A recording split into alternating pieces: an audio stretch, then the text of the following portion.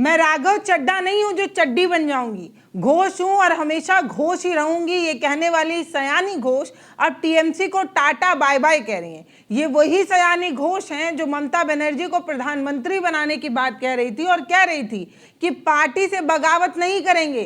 Party से बगावत करने वालों को हमारी पार्टी में अलग अलग नामों से बुलाया जाता है। तो अब वही सयानी घोष जो है वो पार्टी से बगावत भी कर रही हैं और कहा जा रहा है कि भाजपा का दामन भी थामने वाली है, एनडीए का हिस्सा बनने वाली है। मैं तो समझ ही नहीं पा रही हूं कि जिस सयानी घोष को लेकर भाजपा और उनका आईटी सेल एक नैरेटिव बना रहा था कि अरे ये तो काबा वाली हैं, अरे ये तो मुस्लिम वाली हैं, अब इनके फेवर में वो लोग कैसे हो जाएंगे भाई। ये सयानी घोष जो कल तक पानी पी पी कर भाजपा को कोसा करती थी, कल तक न जाने क्या कुछ इन्होंने भाजपा को कहा कि भाजपा ये है वो है, ऐसी है वैसी है, खुद ही भाजपा में जा रही है। मैडम ऐसी क्या मजबूरी है, जो सबसे ज्यादा खराब पार्टी है आप उसी का दामन थाम रही हैं, ऐसा क्यों कर रही हैं। मतलब दोनों तरफ से अजीब ही सिचुएशन होगी, पता नहीं कैसे आंख दोनों लोग एक दूसरे से मिला पाएंगे कि भाजपा जो सयानी घोष को ऊल जलूल न जाने क्या कुछ कहती थी और सयानी घोष जो सुबह से लेकर शाम तक सिर्फ भाजपा को आड़े हाथ लिया करती थी, अब दोनों एक ही पाले में खड़े होने वाले हैं। ममता बनर्जी से बगावत करने वाला जो गुट है काकोली दास, उससे संपर्क भी कर रही हैं और कहा जा रहा है कि इस गुट को समर्थन देने और दस्तावेज पर हस्ताक्षर भी कर चुकी हैं सयानी घोष। यानी कि सयानी घोष अब टीएमसी का हिस्सा नहीं होंगी। अब एक चुनाव क्या ममता बनर्जी हार गई, पूरी पार्टी ही टूट गई। वो पार्टी के सबसे धुरंधर लोग जिस पर सबसे ज्यादा भरोसा था, अब वही छोड़कर जा रहे हैं। भैया राजनीति में कुछ भी पक्का नहीं है सिवाय एक चीज के, पलटने के। कोई कभी भी पलट सकता है, किसी भी सिचुएशन में कहीं पर भी कभी भी कोई भी पलट सकता है। सयानी घोष जो राघव चड्ढा को कोस रही थी कि राघव चड्ढा है, हम चड्ढी नहीं है, हम नहीं होंगे ये वो, उनसे पूछना है कि राघव चड्ढा तो कम से कम कुछ दिन से माहौल टाइट कर रहे थे, कुछ दिन से इस तरीके के काम कर रहे थे कि ऐसा कहा जा रहा था कि वो आम आदमी पार्टी से बाहर हो सकते हैं, उन्हें बाहर का रास्ता दिखाया जा सकता है। मैडम आपने तो एकदम गुपचुप तरीके से जो है खेला कर दिया। खेला हो बे खेला तो सयानी घोष ने कर दिया है, ये बात अब सामने आ रही है, समझ रहे हैं आप। तो भैया आज बात होगी सयानी घोष की। टीएमसी का युवा चेहरा, अभिनेत्री से सांसद बनी, ममता की फेवरेट और सबसे बहादुर लड़की, जो टीएमसी का सबसे बड़ा चेहरा थी, जो कल तक शुवेंदु अधिकारी को बी और सी गेट का नेता बता रही थी, आज खुद ही टीएमसी छोड़कर बागी होने की खबरें आ रही हैं। अब समझ में नहीं आ रहा है कि जो कल तक ममता की फेवरेट थी आज एनडीए की फेवरेट बनने वाली हैं। जनता तो देख ही रही है, जनता तो पूछेगी ना कि शिवेंदु को बी और सी ग्रेड की बोलने वाली ये जो हैं नेता अब खुद को कौन से ग्रेड में रखेंगी। मैडम ये बताइए, इस सवाल का जवाब है। बड़ी अजीब सी सिचुएशन है। मुझे पता नहीं है कि सयानी घोष जब किसी मीडिया को इंटरव्यू देंगी और इस तरीके के सवाल उनके सामने पूछ दिए जाएंगे तो इस सवाल का वो जवाब कैसे देंगे।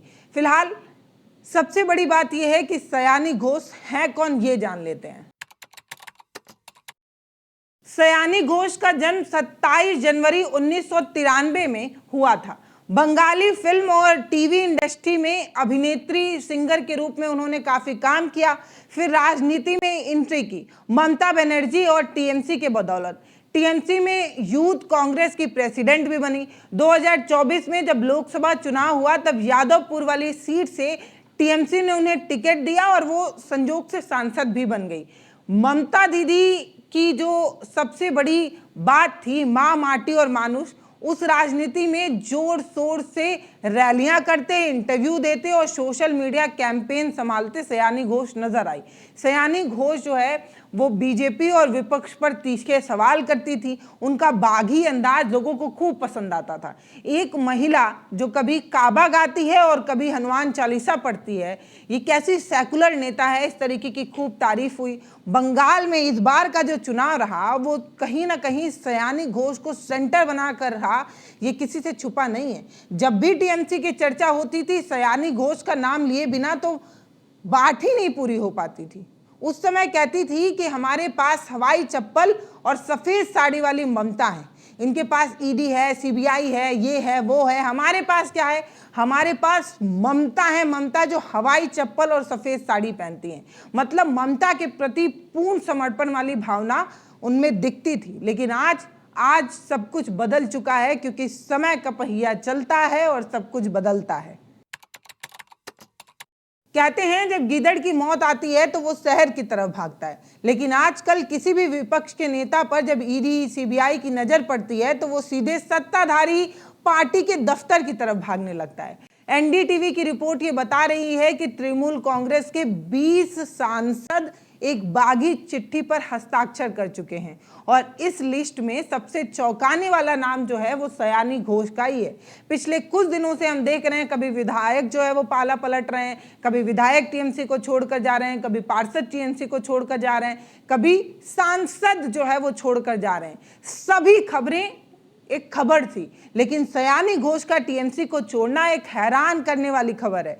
याद है आपको ना, याद है ना सयानी घोष, वही तेज तर्रार युवा नेता जो कल तक मंचों से बीजेपी की बखिया उधेड़ दिया करती थी।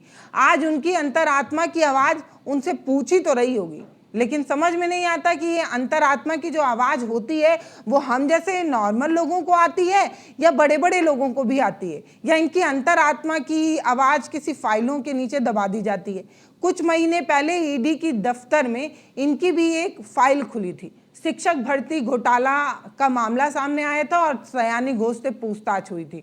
तब राजनीतिक पंडितों ने कह दिया था कि बकरे की मां कब तक खैर मनाएगी। आज वो दिख भी रहा है। अब देख लीजिए 20 सांसदों की ये जो फौज तैयार की गई है उसमें जो नाम सबसे ज्यादा चर्चा में है वो कहीं ना कहीं सयानी घोष का ही है। ये कोई आम बगावत नहीं है दोस्तों, इसे राजनीति की भाषा में मास्टर स्ट्रोक कहा जाता है। जब 20 से अधिक सांसद किसी पार्टी को छोड़कर जाते हैं तो पार्टी कैसे धराशायी हो जाती है ये हम सभी जानते हैं। आप लोगों ने महाराष्ट्र का तमाशा तो देखा ही हुआ है। आधी रात में सरकार बनते और बिगड़ते भी आपने देखी है। मध्य प्रदेश में विधायकों का रिजॉर्ट वाली छुट्टी भी आपने देखी है, और अब उसी रिजॉर्ट वाली छुट्टी ऑपरेशन लोटस का एक बंगाली संस्करण अब रिलीज होने वाला है, उसे भी आप देखेंगे। हमारे देश की मौजूदा केंद्र सरकार का एक बहुत ही सीधा और अच्छा सा उसूल है, जो वोट से ना माने उसे नोट से मना लो, जो नोट से ना माने उसे नोटिस से मना लो। बंगाल में बीजेपी ने ईडी चोटी का जोड़ लगाया है, लेकिन ममता का किला पूरी तरीके से नहीं ढहा पाए। तो अब क्या करें? अब ये है कि फूट डालो और राज करो। एक समय अंग्रेज की नीति हुआ करती थी, लेकिन आजकल सरकारों की नीति हो गई है। मतलब आप समझिए, जिन्हें कथा कथित चाणक्य कहा जाता है, उन्होंने अपनी एक कॉपीराइट बना ली है, विपक्ष के तमाम पार्टियों को तोड़ना और ऑपरेशन लोटस को बार बार दोहराना। 20 सांसदों का गुट इसलिए बनाया जा रहा है ताकि दल बदल का जो कानून है उसकी कैंची इस पर ना चल पाए। अमूमन ऐसा होता है कि जब 2/3 विधायक या सांसद किसी पार्टी को छोड़कर जाते हैं तब ये कानून, दल बदल कानून जो है वो लागू होता है, और ऐसे में इस तरीके की चीजें हो जाती हैं। अगर आप चाहें तो हम दल बदल के कानून पर डिटेल वीडियो बना सकते हैं। इतना मोटी मोटा आप समझिए कि पार्टी का अस्तित्व पर ही एक सवाल जो है वो खड़ा हो जाता है। चलिए, अब आप धूप में लाइन लगाकर वोट देकर आते हैं, आपका सांसद आपके लिए लड़ेगा ये सोचकर वोट देते हैं, लेकिन आपका सांसद दिल्ली में जाकर अपनी फाइल बंद कराने के नाम पर खुद को ही बेच आए। ये कितना अजीब लगता है ना। मैं बार बार ये कह रही हूँ, टीएमसी के वो तमाम सांसद या विधायक जब टीएमसी को छोड़कर जा रहे हैं तो क्या उन्होंने उन लोगों से पूछा जिन लोगों ने उन्हें वोट दिया था? मतलब आप सोचिए कि आप किसी बैनर तले एक विधायक या सांसद का चुनाव लड़ते हैं तो आदमी कभी कभी पार्टी को देखकर वोट दे रहा होता है, और बंगाल में तो कम से कम ममता बनर्जी के नाम पर वोट पड़ता है। जैसे भाजपा ये कहती है ना कि मोदी के नाम पर वोट दीजिए, वैसे ही बंगाल में ममता के नाम पर वोट पड़ता है। पार्टी के बैनर तले खड़े होने वाले नेताओं से ज्यादा ममता के नाम पर वोट पड़ता है। और जब ममता की पार्टी के तमाम विधायक और सांसद छोड़कर जा रहे हैं तो उन्हें अपने क्षेत्रीय लोगों से पूछ लेना चाहिए कि मैं टीएमसी छोड़कर भाजपा में जा रहा हूं, तो क्या आप भी मेरे साथ अभी खड़े हैं? क्या मेरे इस निर्णय के साथ आप खड़े हैं? लेकिन नेताओं का कोई ईमान तो होता नहीं है, वो कभी भी डोल जाते हैं। बिना पींदी का लोटा कभी आपने देखा होगा तो वही होते हैं हमारे यहाँ के नेता। पता है इस पूरी घटना में मजे की बात क्या है? यह है मेन स्ट्रीम मीडिया, जिसमें भी केंद्र सरकार की चाणक्य नीति की तारीफ का पुल बांध रहा है। एक पार्टी टूट रही है, सांसद विधायक इधर से उधर हो रहे हैं, लेकिन चाणक्य नीति, मास्टर स्ट्रोक कहकर हमारा मेन स्ट्रीम मीडिया चीख रहा है और चिल्ला रहा है। अब जरा क्रोनोलॉजी समझिए दोस्तों। पहले विपक्ष के नेताओं को डराया जाता है। रोज सुबह अर्नब और नविका जैसे बड़े बड़े टीवी एंकर जो है वो चिल्ला चिल्ला कर माहौल बनाते हैं, फला नेता भ्रष्ट है, भ्रष्टाचारी है, उसे जेल जाना चाहिए। इस तरीके की चीज़ों पर खूब खबरें चलती हैं। खबरें कितनी स्क्रिप्टेड होती हैं बताने की ज़रूरत नहीं है। जनता को यकीन दिलाया जाता है कि बस कल ही ये नेता तिहाड़ जेल की चक्की पीसते हुए दिखेगा। इसकी तस्वीर हम अपने टीवी चैनल पर आपको एकदम एक्सक्लूसिव दिखाने वाले हैं। इस तरीके की खबरें चलती है और फिर अचानक एक ही दिन वो नेता सत्ताधारी दल का पट्टा गले में पहनकर सामने आ जाता है और चमत्कार देखिए, अगले ही दिन गोदी मीडिया उस नेता को संत बताने लगता है। ईडी सीबीआई की फाइल किसी ठंडे बस्ते में डाल दी जाती है और वो जो फाइल खुली थी जिसके लिए उसे भ्रष्ट कहा जा रहा था, वो फाइल एकदम मिस्टर इंडिया की तरह गायब हो जाती है। आप सोचिए, सयानी घोष और 20 टीएमसी सांसदों के साथ ठीक यही खेल खेला जा रहा है। पैटर्न बार बार दोहराया जाता है। अब आप ही बताइए, क्या आपको नहीं लगता है कि मोदी सरकार ने टीएमसी और ईडी को अपना फ्रंट ऑर्गेनाइजर बना दिया है, यानी कि सहयोगी दल बना लिया है? इतना तो एनडीए के तमाम ग्रुप बीजेपी को सपोर्ट नहीं करते होंगे जितना सरकारी तंत्र सपोर्ट करता है। जब आप महंगाई पर सवाल पूछेंगे, बेरोजगारी पर बात करेंगे, तो आपको हिंदू मुस्लिम के डिबेट में उलझा दिया जाएगा।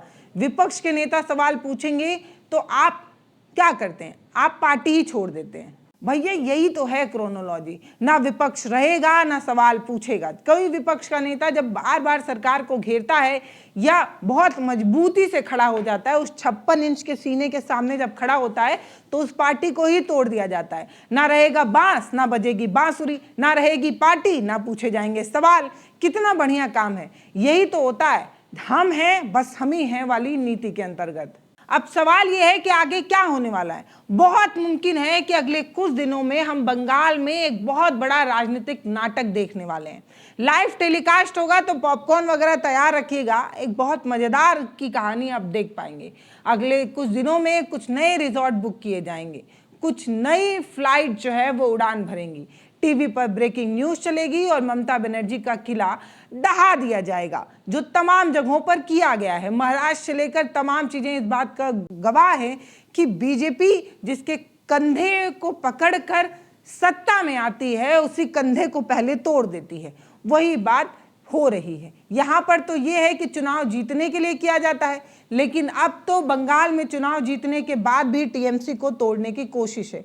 इस पूरे शोर शराबे में एक आवाज हमेशा खामोश रह जाएगी, वो है आपकी और हमारी आवाज, बंगाल की उस जनता की आवाज जिसने किसी और उम्मीद से बटन दबाया था, लेकिन काम कुछ और हो रहा है। आज टीएमसी टूट रही है, कल कोई और पार्टी टूट जाएगी। असल में टूटना तो सबको है, क्योंकि सरकार की यही नीति है और चाणक्य का यही मन है।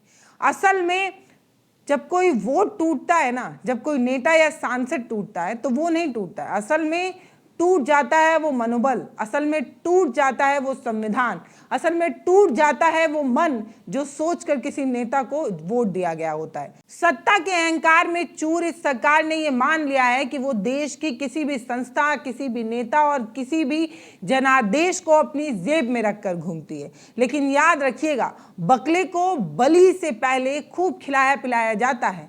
इन बागी सांसदों को आज सत्ता की मलाई दिख रही है, लेकिन ये भूल जा रहे हैं कि इनका राजनीतिक करियर किसी ताबूत से कम नहीं होगा। दोस्तों, आप जितना ज़्यादा मजबूत होते हैं, जनता आप पर उतना ज़्यादा भरोसा करती है। आज टीएमसी के दिन थोड़े अजीब हैं। ममता बनर्जी थोड़ी परेशानी में क्या गई, वो तमाम लोग जो अपने थे वही बागी बन गए। सवाल ये नहीं है कि सयानी घोष या 20 सांसद क्या कर रहे हैं, सवाल ये है कि दिल्ली की तख्त पर बैठी सरकार क्या करा रही है। क्या हमने उन्हें देश चलाने के लिए चुना था या विपक्ष की पार्टियों को तोड़ने के लिए ठेका दे रखा है? हमने ये चाहा था कि आप महंगाई पर काम करेंगे, हमने ये चाहा था कि देश की समस्याओं पर काम होगा, लेकिन यहाँ तो विपक्ष को कम करने का, विपक्ष की पार्टी को तोड़ने का एक ही काम चल रहा है। इस वीडियो को शेयर करिए अगर मन करे तो, क्योंकि हम उस डिजिटल वाली राजनीति का सच दिखाते हैं। हम ये काम आप तक पहुंचाते हैं। हम गोदी मीडिया नहीं हैं जो आपके मुद्दे की बात ना करें। हम आपके मुद्दे पर बात करते हैं, आपके मुद्दे की चर्चा करते हैं। इस वीडियो पर आपकी जो भी राय हो वो कमेंट सेक्शन में लिखिएगा। वीडियो हो सके तो शेयर कर सकते हैं। अगर वीडियो फेसबुक पर देख रहे हैं तो फॉलो कर लीजिए, यूट्यूब पर देख रहे हैं तो चैनल को सब्सक्राइब कर लीजिए। बहुत धन्यवाद।